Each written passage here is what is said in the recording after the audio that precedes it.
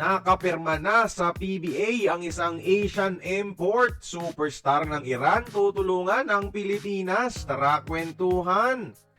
Mag-iisang dekada na rin mga idol nang magkaroon ng PBA ng mga Asian imports sa liga.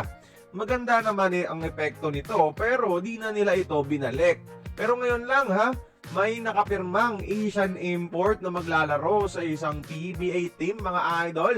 Ito ay ang superstar guard ng Iran ngayon na si Sina Vahedi.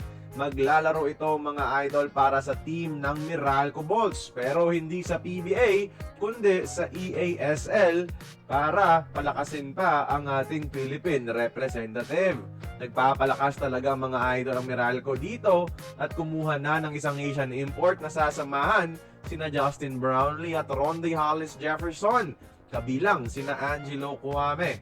At hindi basta-bastang player itong si Vahedi. Siya lang naman ang superstar ng Iran national team na may 22 points per game sa FIBA Asia Cup qualifiers mga idol at naging mythical 5 din sa FIBA Asia Cup last July averaging 17 points and more than 5 assists per game.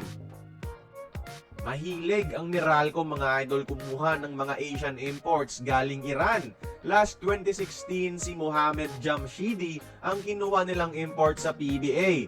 Ngayon si Vahedi na para sa EASL at tutulungan ng Iranian superstar na ito ang PBA team na hindi mapahiya sa regional tournament na ito kung saan palagi tayong tambak. Babaguhin nila ang kapalaran mga idol. Lalaban itong si Vahedi para sa bayan. Dahil Meralco ang ating Philippine representative. So technically, ganun yon. Sana lang mga idol ibalik na ulit ng PBA ang pagkakaroon ng mga Asian imports sa ating liga.